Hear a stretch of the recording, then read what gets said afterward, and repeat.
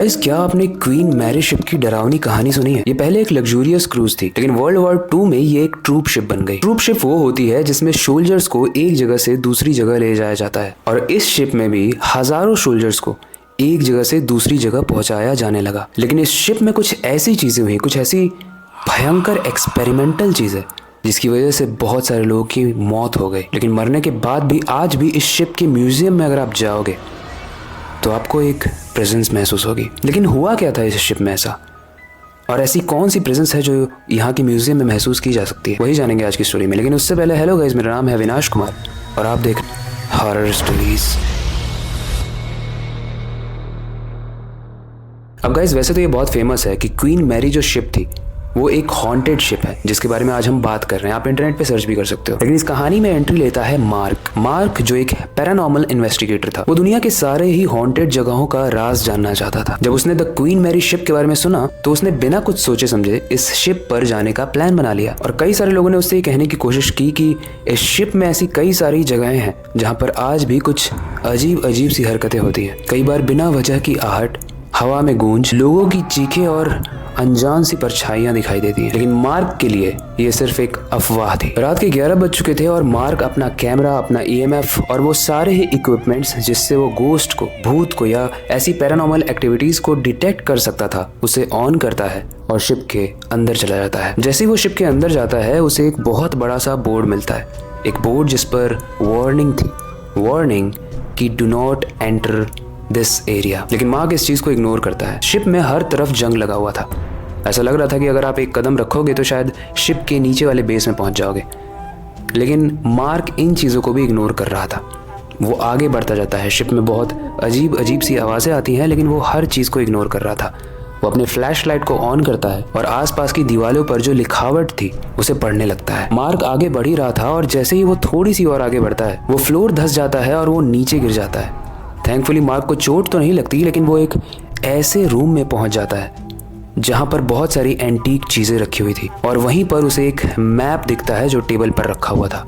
उस मैप के ऊपर एक किताब रखी थी और उस किताब के ऊपर लिखा हुआ था the story of queen Mary. जब मार्क उस किताब को ओपन करता है तो वहां पर लिखा था इट्स स्टार्ट फ्रॉम 1524, यानी ये 15वीं सदी की कहानी थी। अब मार्क इस क्वीन मैरी की हिस्ट्री को समझने के लिए उस कहानी को पढ़ता है। दरअसल 15वीं सदी में एक रानी हुआ करती थी। वो रानी काफी खूंखार थी, लेकिन उसे ये शिप बहुत पसंद था, इसलिए उसने इस शिप को खरीद लिया। अब पहले तो इस शिप को ट्रांसपोर्ट के लिए यूज किया जाता था, जिसमें राजा महाराजा ट्रैवल करते थे। लेकिन उसने इस शिप को खरीद लिया अपने सैनिकों को इधर से उधर ले जाने के लिए। लेकिन प्रॉब्लम यहाँ नहीं थी। प्रॉब्लम तब हुई जब उसने सैनिकों के बारे में कुछ सोचा ही नहीं। जगह थी 1000 सैनिकों की और उसके अंदर ठूस ठूस के 5000 से 10,000 सैनिक रखे जाते थे। कई सारे सैनिक घुट कर मर गए और कई सारों से इतना ओवर काम कराया जाता था जिसकी वजह से उन्होंने दम तोड़ दिया।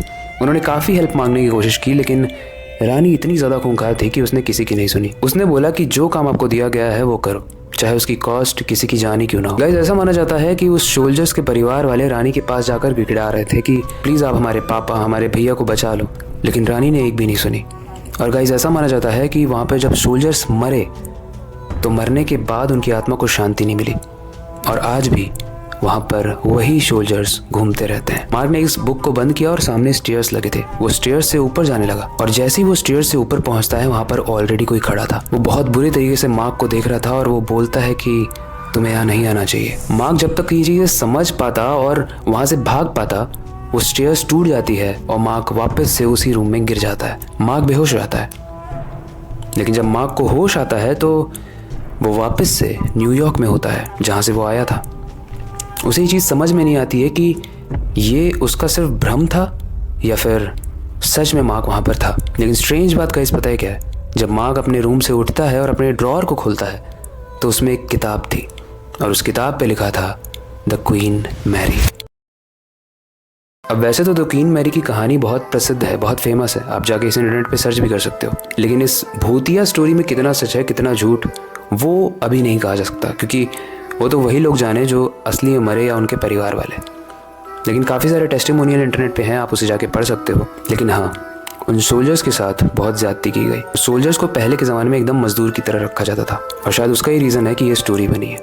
वेल, आपको ये स्टोरी कैसे लगी, इससे रिलेटेड कोई फीडबैक हो आप हमें कमेंट सेक्शन में बता सकते हो। बाकी वक्त आ चुका है इस स्टोरी को एंड करने का और नई स्टोरी पर काम शुरू करने का। लेकिन जाने से पहले मैं बस एक ही चीज़ कहना चाहूँगा, अपनी क्यूरियोसिटी को डाई मत होने देना, नई चीज़ें सीखते रहना, अपने बेड के नीचे और खिड़की के बाहर ज़रूर देख लेना। मिलते हैं अगली वीडियो में।